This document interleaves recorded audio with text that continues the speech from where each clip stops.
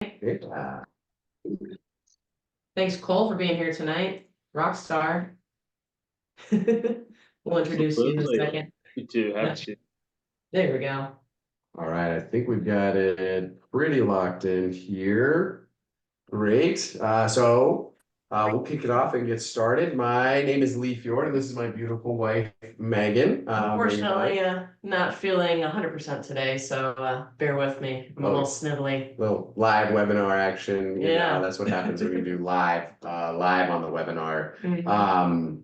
You don't feel 100% every single time, but we're here with you, and we're really excited to this evening's journey down the path of broker relationships. Broker relationships are so valuable. It's how we have sourced, I would say, all of our larger deals have come through brokers in one way, shape, or form or another. I haven't done a single deal larger than a single family house or a 4-family that didn't have a broker at the core center of the deal. Broker relationships are invaluable to our and every investor's journey of building their portfolio and being able to have access to great opportunities. I consider them a partner. So Cole, thank you for coming out and spending an evening of your time with us. We're really excited to introduce you to the gang here. All right. Yeah, Shall we jump into it? Yeah, let's kick it off. Let's see, I'm gonna pin us to the top, so then we are always at the top here for everyone. I'm also going to pin. Alrighty. So who are we? We are Green Forest Capital and Make It Happen Multifamily. Green Forest Capital is our syndication company that we had built or started in 2019. And currently, we specialize in multifamily value add 506B and 506C syndications. Currently have about $80 million assets under management. And we are also the founders of Make It Happen Multifamily. Make It Happen Multifamily is our educational arm, where that's what we do these webinars underneath, as well as our live events and educational portions, where we bring educational opportunities to those who want to continue to grow their knowledge in multifamily real estate, and spread the word, spread the gospel. Great for networking too, especially with brokers. Yeah, and if you ever find yourself in St. Louis, usually on the 4th Thursday of the month, we do our live in-person events where we tour multifamily properties with the owners and learn how to learn directly in the field about real estate investments from owners at their property. And we call that tours and pours. All right, so for Green Forest Capital, what is our mission? Our mission in brief, I'm not going to read the whole thing to you, but our mission in brief is to create value for everyone we work with. And what do? We specialize in value add multifamily real estate investments. So that's what we specialize in, and that's what we're here to learn about today. Right. And 1 second, I'm some mutes. There we go. We love real estate. So real estate is what we're here to learn about. I love investing in real estate. I've invested in every different asset class, whether it be stocks or bonds or mutual funds, and of course, real estate. And, there's multiple ways to invest in real estate. We all should agree that real estate is the best. I believe that real estate is the best asset class of all. And there's 2 different great ways that you can own real estate. You can either be a landlord and you can own a property 100% outright. You can go buy your very own property. You can go knock on your neighbor's door and ask them if they want to sell their house tomorrow to you. And now guess what? You are this bearded fellow with a wrench or a screwdriver in his hand and a tool belt around his waist. And you now are 100% owner, who is also 100% responsible for taking care of all of the issues at your asset. You are also signing on all of the debt. You are taking on all of the risk, and you are spending all of your time. This is the opposite of passive. This is a 100% active investment that the success of that investment is purely based upon you and your skill set and your own ability to make sure that that project is not only vetted and found and purchased and closed and financed and managed properly, but everything about it. Mhm. But guess what? There is another way. For those of you who have busy careers, high income earners who we specialize in working with on the passive side, that we work for, and that's what we do. So we specialize in multifamily real estate syndications. Normally, that other number you would have seen on the last slide, it said 100,000. Well, that's pretty much the barrier to entry if you want to go buy your own, investment property. You're not really going to get Down much of a payment. property for 50 grand. Yeah, down payment, construction money, money to keep afloat while you're vacant, you're like, it adds up. Oh, it definitely adds up. I mean, even if you only put 25% down and had $0 left over, that would only get you a $200,000 property. You're So, not gonna be able to do anything too. and man, I hope nothing breaks because you're officially out of money. But there's another option. There is syndication where you have the ability to take a share of the ownership of a much larger asset and partner with a team of professionals like ourselves and our partners. It's not just us, by the way. We have a team of partners that we work with that some of them have got twice as much experience as we do. We all contribute to the team. Yes, everybody contributes to the team. It's a team effort. We're all in it to win it and dedicated, experienced professionals. Then you'll get to participate in all of the beautiful aspects of investing in real estate, profit from the sale, while minimizing your risk. You never have to sign on debt. So there's passive opportunities, and the best benefits of investing passively is cash flow. You do get to take advantage of cash flow, appreciation, just like you do when you own the property. You get the cash flow. You still get the appreciation. So when that property increases in value, you participate. Because you are an owner. Yeah, you are actually an owner of the real estate. That's right. You also get to take advantage of the tax savings, which is one of the best benefits of investing in real estate. So you do still get to, and in my belief, it's actually better. The tax savings in multifamily real estate syndications on large commercial properties is actually much higher than on a single family house because you get to take advantage of accelerated appreciation and cost segregation studies as part of that aspect. But check with your CPA. Yes. Everyone's situation is different. Yes, I am not an accountant or a lawyer. You also get to continue doing what you do best. And I'm sure that might not be professional landlording in this case.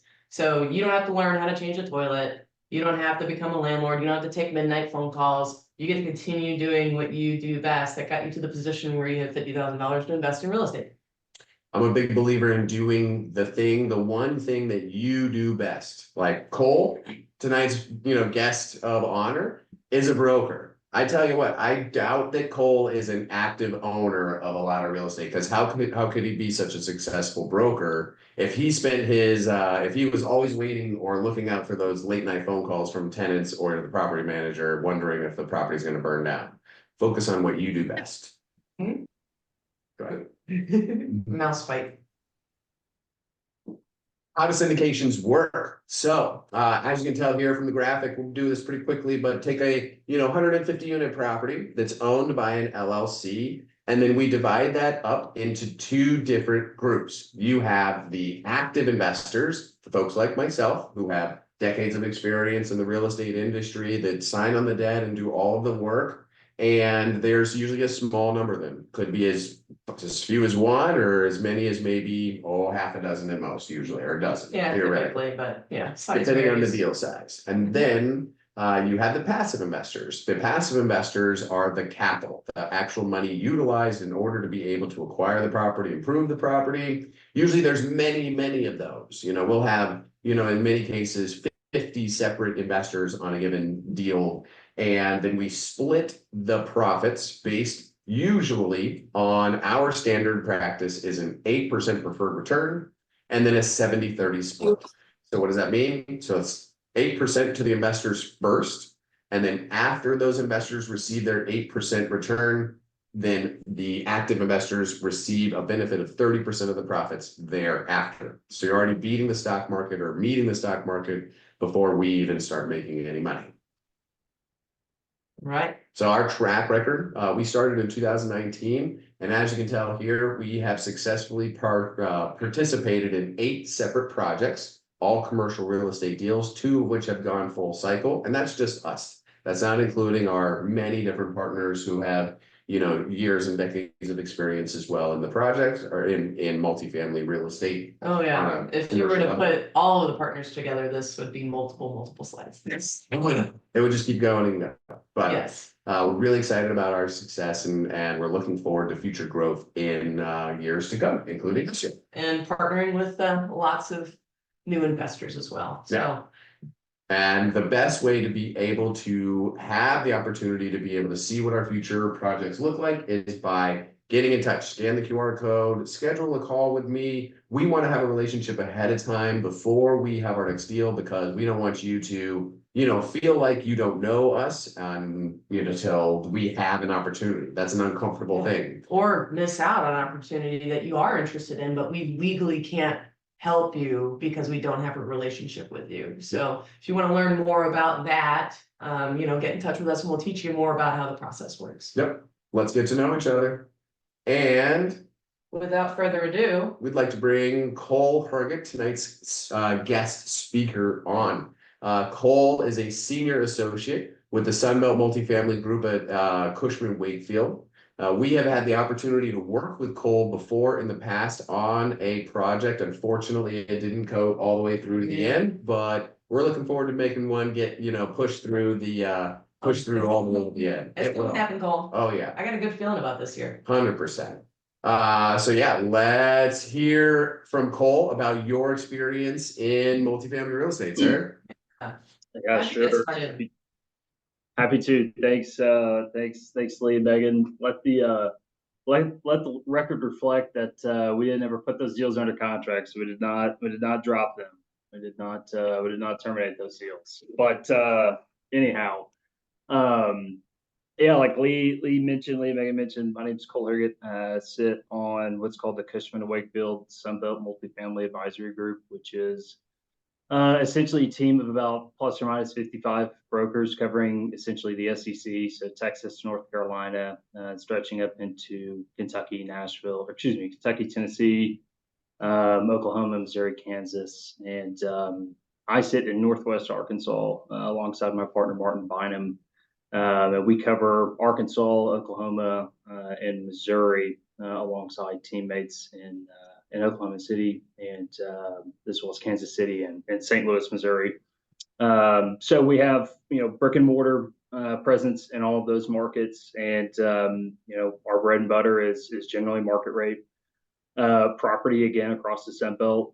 We generally find ourselves in the A and the B class asset space. We certainly do our fair share of C class assets as well. And just to maybe give you some perspective on us as a team, we generally constitute somewhere between 40 to 44% of all of the brokered multifamily transactions across our footprint.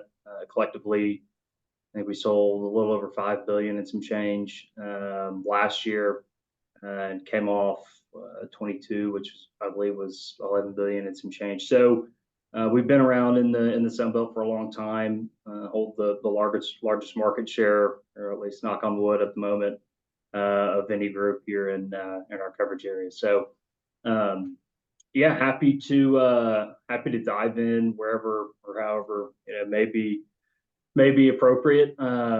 It's certainly been an interesting ride for the past 12 to 18 months. I think a lot of folks have felt like that they were catching or at least worried about catching a falling knife. Nobody wanted to really make the first move, and feels like that sentiment is largely behind us.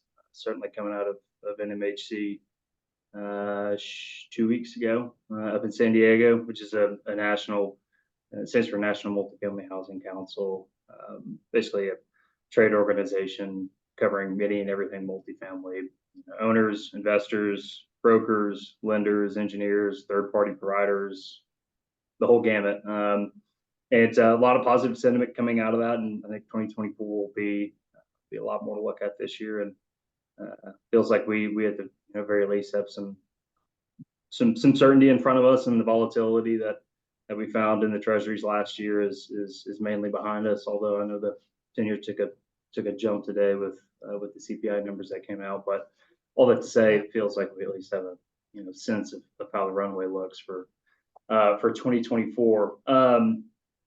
So yeah, that I think it's a good idea of who we are as a group, and hopefully how we think at a high level as it relates to what 2024 may be like, is helpful to you guys. But I'll I'll maybe kind of get granular into what it's like to be on this side of the fence, and what we see on a day-to-day basis, and maybe what's helpful, if for somebody that's in any one of you shoes is any one of you's shoes, as it relates to looking at whether it be something we have offered, or any one of our competitors might have on the market.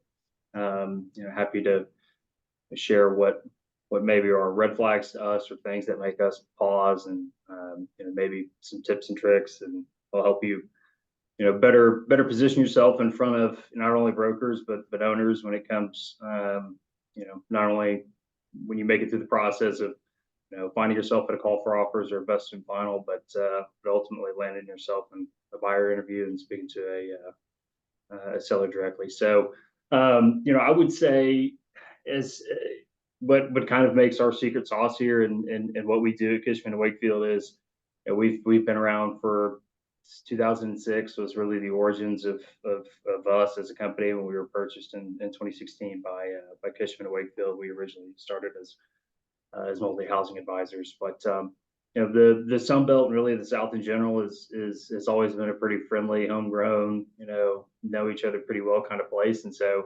it's it's a market where relationships absolutely matter, and it doesn't take but a few bad instances or a few bad experiences, for a reputation to really be tarnished. And so we've just always made it a commitment to, we kind of a funny thing of saying here in the office, which is 95% of what we do is just pro bono advisory work, helping, however it may be, with an asset or market, or understanding an opportunity or development, whatever it may be. That 95% is pure free time, and that other 5% is those transactions that are sprinkled throughout that help us pay the bills. And so a lot of what we do is in the trenches, hand to hand combat on a day to day basis with groups, talking them through our opportunities, how they may understand them, and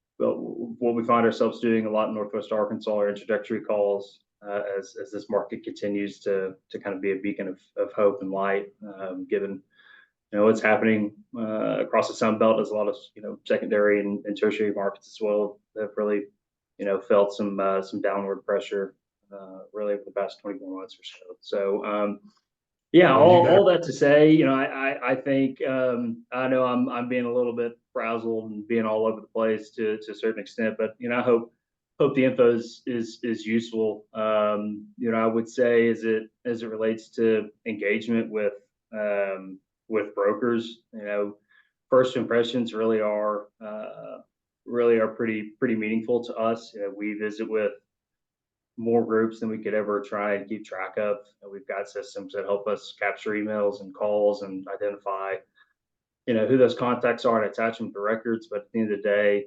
it's just simply more than one can deal with. And so, again, first impressions really do matter. Coming in with an understanding of, what your target markets are, what you're looking for in terms of an asset, what you're looking for in terms of yield. Do you have the ability to buy something, prior to being stable occupied? Do you have to have agency debt? Can you take down deals with bridge debt or conventional bank debt? Are you going to have a financing contingency in your offer? Just understanding really some of the rudimentary kind of fundamentals when it comes to identifying and purchasing multifamily assets. Having those pieces nailed down, the more specifics that can be provided to us, instills some confidence that there's some real thought and effort coming from the other party as it relates to trying to find an opportunity to work together on. And so again, making sure that you understand what you're looking for, and you're not just asking, hey, do you have any opportunities to look at? Like I mentioned, we cover Texas to North Carolina. And so if you ask me that question, it's hard for me to give it much merit if you're not going to take the time and effort to, at least give me something to work with, help me better understand what it is you're looking for, and how I can connect those pieces. And in kind of an allude or a follow up to that is just that, a follow up. It gets like I mentioned, it gets really difficult to keep track of all that comes to us with so many offerings that we have out. And so we like to push some of the responsibility back to the buyer side in terms of making the effort to reach out to us as well, and to check in with us, and not rely solely on an outreach from us, because again, there's no way we can capture every input that we get every single day. But it's the staying in touch thing. Like, we try to do our best to, like, we have our core folks that we constantly, which you're one of them, constantly are in touch with. What's the best way? Like, what's the best way to continue to stay in touch? I mean, there's only so many hours in the day. There's only so many phone calls that you can take, 15, 20 minutes at a time, or even longer. When it comes to folks that want to, a new buyer or somebody you've never done business with, like, what's a great way to be able to introduce themselves to you without it feeling like they're wasting your time, or something like that, like show up prepared, or how can they best do that? Yeah, I would always say, email is, at least for me, I would say it's in an instance like this where it doesn't need to be dealt with at that very moment in time. I'd always rather have an email. It helps me certainly keep organized. But no, that's absolutely the best way. And we when you also go email rather than just picking up the phone and giving us a shout, it allows us to be more flexible in getting back to you, and allows us to put together more thoughtful response. So I would say email for certain. And it doesn't have to be just asking us about if we have anything on the market. It can be asking us about what we're seeing in terms of absorption. If we're seeing much floating rate debt maturity in our space, what we're seeing other what we are seeing other owners see from insurers as it relates to property premiums. There's all sorts of things that can be asked that we touch every single day. So yeah, I would definitely say email. And again, we're 95% of what we do is really free advisory work. So don't ever hesitate to ask. Just make sure it's a thoughtful question that presumably merits the effort of us putting together a thoughtful response. Just we don't work on an hourly rate, so just I think it's important to keep in mind that we've got a lot of time that we have to we have a finite amount of time that we have to manage as well. Absolutely. Yeah. Our objective is to be able to provide a clear buy box and a clear set of, what we're looking for. So then, and then continually just looking for what the next deal is, and making sure that we're on the blast with all of the, folks that we stay in touch with. For sure. So then they let us know first opportunity we have. That is good to know, though, that like email is probably the best way to contact you first, because I know so many people that are getting started in this industry that pick up the phone call because they want to make a real relationship, but then there's so many things that can go wrong in that phone call, whether it's bad timing or, hey, like, are you expecting the questions that are going to come from this conversation? Yeah. No. And then, like we said, bad first impression, fall on your face. Like, can I buy you a coffee? And you're like, just send no, me I love it. I may be different than most, but I keep my email inbox pretty tidy, so I usually don't let those things slip by. But it's definitely preferred for me. Yeah. Hey, let us know if you need us to move on these slides too, because like we're trying to get your slides relevant, but it is a great conversation too. Yeah, no, you bet. I don't even know what slide we're on right now. Oh, can you see it? The Sunbelt. Yeah, I hear them. I just went over here to fucking.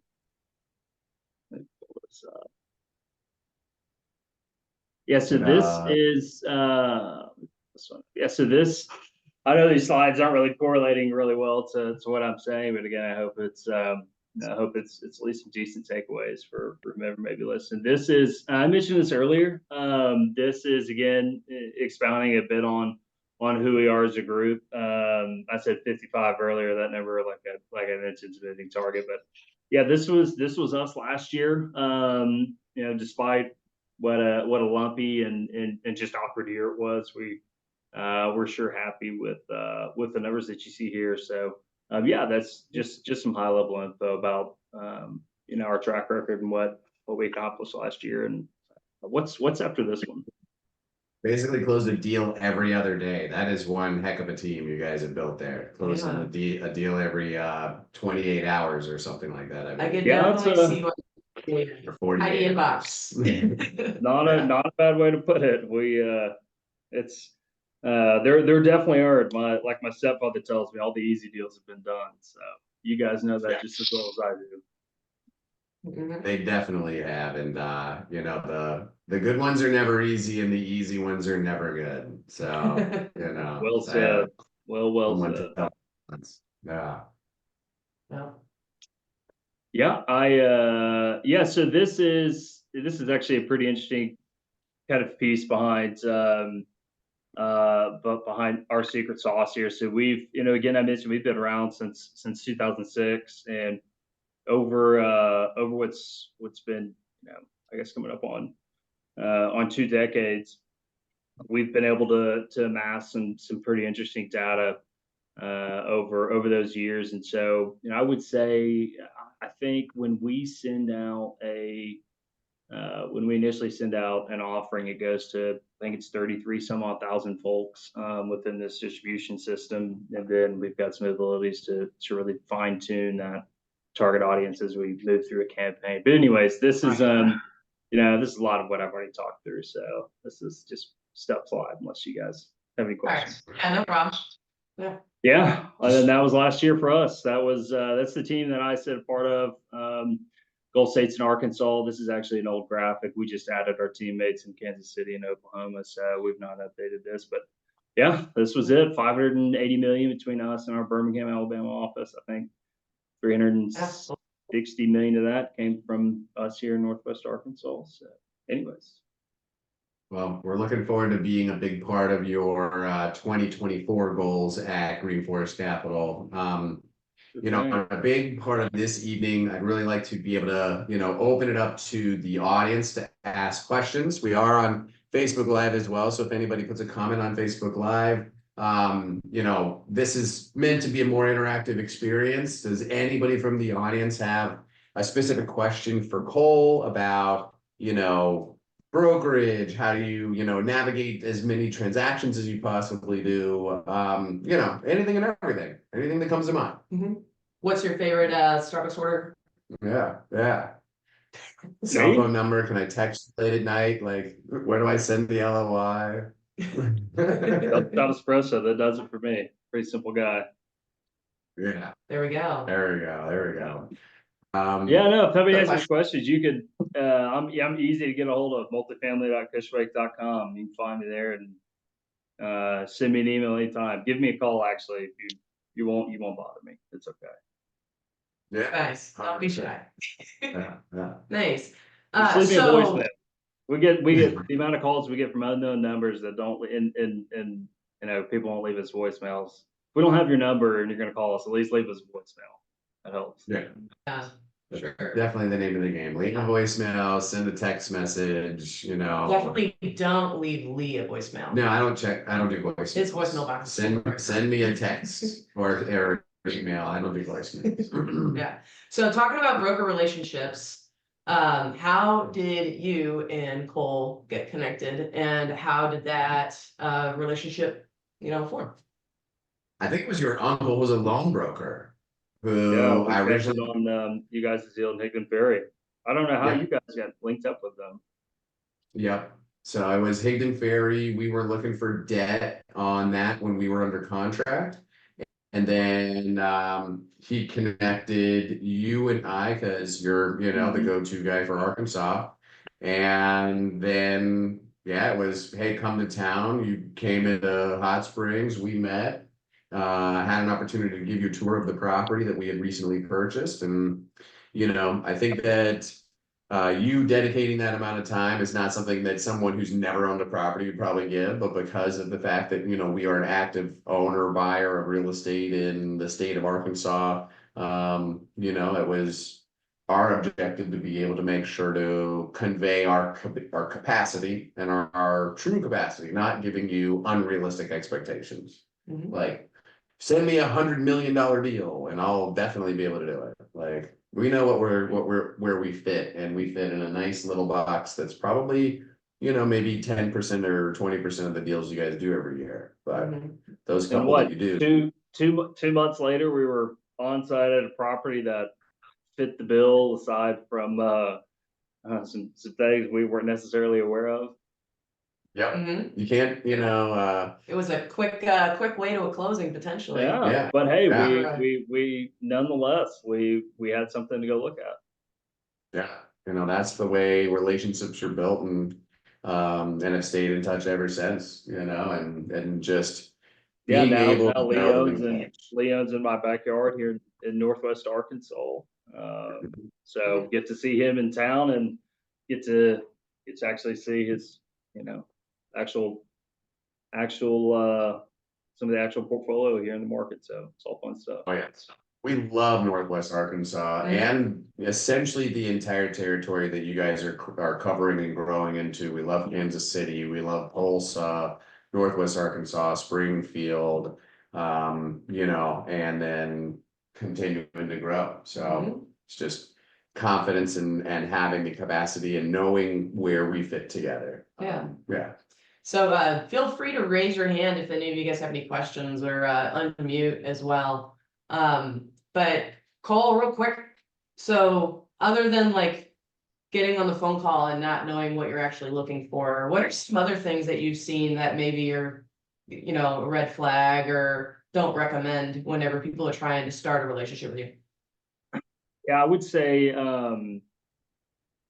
timing. Just making sure that there's understanding what you want, and there's understanding what you want, and as a buyer, there's understanding that you've got the ability to take down what you want. But I would say that the timing piece, not only coming together, not only coming to us with organize and what you're looking for, and give us something that we can bite off on and help point you in a direction. Not only that, but timing. Make sure that you're actually ready to move on something. And if you're not, that's fine. Just tell us. But the expectation is that when we're actively going back and forth on opportunities, that you have the real intent of moving in real time on something. So I would say it's I've heard people say, obviously in real estate, the adage is location, location, location. But I don't know. There's a lot of times I've thought to myself that maybe it's timing, timing, timing. So it's important to make sure you check that box when it comes to engaging with us. Right. I've always been a believer that there's no such thing as luck. It's just timing meets preparation. And, that's exactly what you're saying is like, hey, if that deal comes around and you don't have any idea what your deal structure is, you don't have any investors, you don't know what your business plan is, like, make sure you have the capability, because I can assure you that when it comes to a broker like me, I'm going to ask the question: where's your equity? Is it committed? Are you syndicating this on a per deal basis? We're going to ask all those questions, and so you need to make sure that you obviously got answers, and again that you're actually ready to move on something. Yeah, it's just like going to a residential agent and like, show me all these houses, but you're not pre-approved. Yeah. Like it's the same thing. Most agents want to see a pre-approval before they're going to spend the time on you. 100%. Yeah. We had a question from someone in the audience. Gary asked, how far south in Arkansas do you go, Cole? All the way. All the way. All the way. We've got a team that's in Louisiana as well, so if we bleed over, that's okay. Nice. Heck yeah. So I'm going to put you on the spot.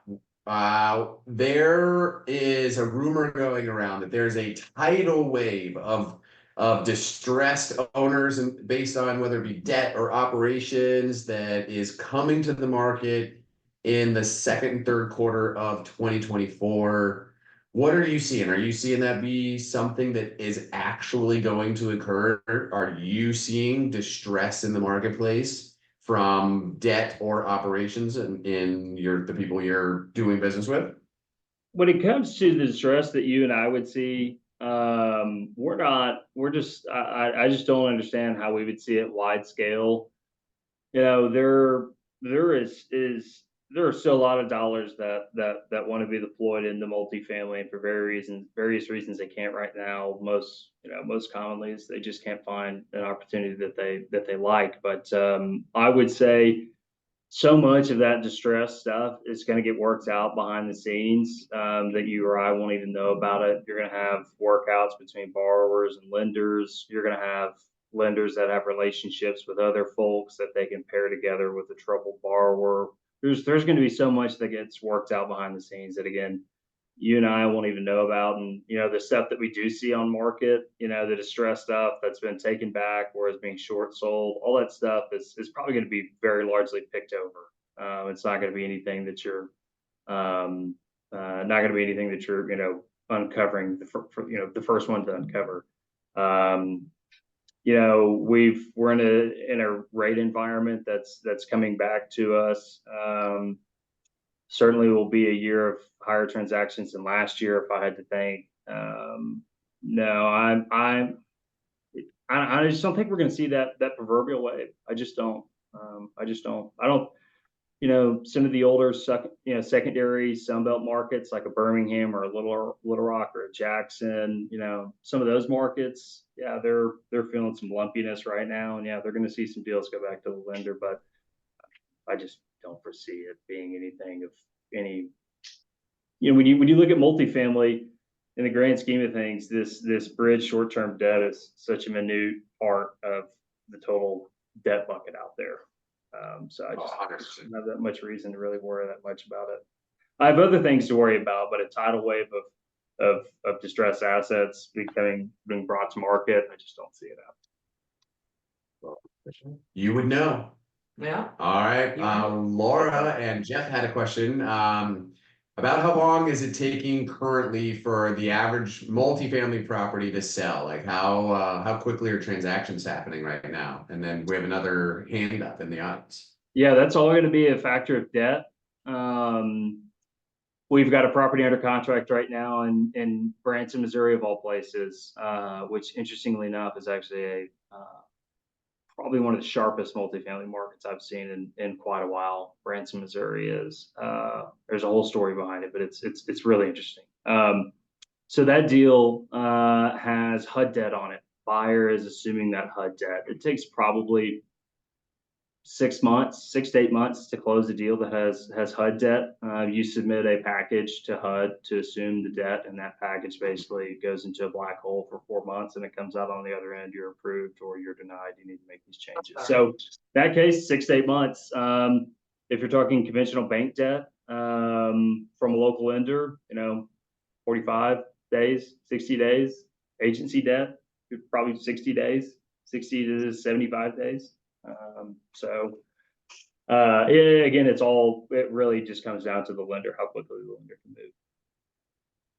That makes sense. All right. Michael has a question. Go ahead and unmute yourself, or we can unmute you right now. Yeah, I'm unmuted. Hey, Lee. Actually, I just raised my hand just because I was going to chime in a little bit on what Cole said previously when you put him on the spot just now about about lenders taking back properties in the wave of foreclosure. So I used to work with one of the largest lenders, multifamily lenders in the nation. And we did not want to take back any properties. I had countless Cole, you're on mute if you're saying something. But we had countless investors come to ask me like, hey, do you know of any distressed properties? Can you tell me about them? And I mean, even people with thousands and thousands of units would come to ask me this. And I was like, honestly, I can't help you because I even asked to see this, the COO and everything. And they were being like, no, we're not telling anyone. And anyone that did know, you had to be a good friend of one of the C levels. And maybe then you would get one of those distressed deals if the seller was actually going to sell it and they couldn't work out something with us as a lender. Lenders don't want to go through that process. We'd rather figure something out with the current debt holder than go through the process of foreclosing or selling the property. Right. 100%. Yeah, I mean, Yeah, a lot of people don't realize that that does happen a lot, especially people newer to this industry is like, hey, like banks aren't in the business of owning property, like not full out, like they want to see it succeed if they can, so. yeah, and as long as the Yeah. operator is someone, that is skilled and capable, then, stripping them of the asset and all of their equity, and basically having to just wipe all that clean, it feels like something that, that would have to be the last resort at the end of the day, I would Right. think. Yeah, exactly. No one wants to do that. Yeah. All right, anybody else in the audience, questions for Cole? Actually, I do have a question now, if you don't mind. Oh, go ahead, yeah. Yeah, Cole, just a question for you on just like, let's say touch points with a broker. How often would be too often, or how much is not often enough to like, hey, just check in with the broker, be like, hey, do you have anything new coming up, or just what would you Yeah, say? I mean, How often do you like someone reach out to you? You're really not going to bother me if you do it on a somewhat frequent basis. I'd say check in every month. You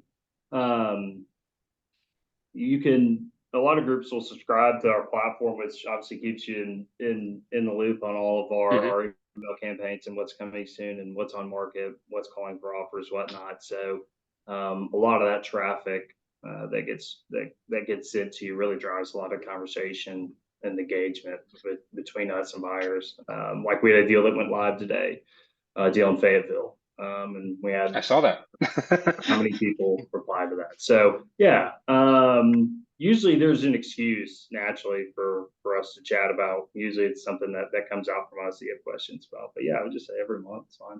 195 units, right? That's it.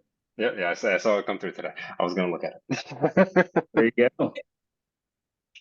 It's in our favorite market, right there in the center of Northwest Arkansas. I'm looking forward to it. Yeah, Yeah. nice one. Okay. Anybody else? Jump in. Now's your opportunity.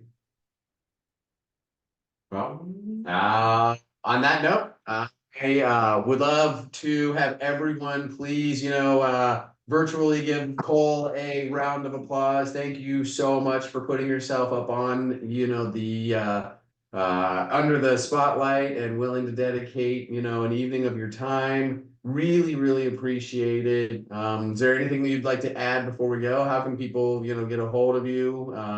Make sure that they know how to track you down. Yeah, no, happy to. Obviously passionate about it. Otherwise I wouldn't be doing it. So thanks. Happy to jump on. Yeah, multifamily.cushwake.com. You can go, you can learn everything about me, our group, what's available, and all sorts of fun stuff. So yeah, multifamily.cushwake.com, and that's all you need to know. Yep, and I put the last slide of the presentation back up so you can get Cole's phone number there. And then what's your email, Cole? Cole.herget@cushwake.com. There we go. Awesome. Well, to echo Lee, thank you again for your time tonight. We really appreciate it, and all our guests do as well. And for everybody on the recording, we do record these. We put them onto our YouTube channel. It's a Make It Happen Multifamily YouTube channel. Just search for Make It Happen Multifamily or Lee Fjord, and you'll be able to find it if you want to be able to refer back to this. And otherwise, tune in next month. And thank you all for attending. We really appreciate it. Yeah, and our next Tours and Pours event is on Thursday, the 29th of February here in St. Louis. If you have an opportunity to be able to come join us and tour an amazing property with the owner, please come and join us in person, and we'll see you again next month on Make It Happen Multifamily webinar series. Thanks for everyone for attending and have a great evening. Thank you. Thank you.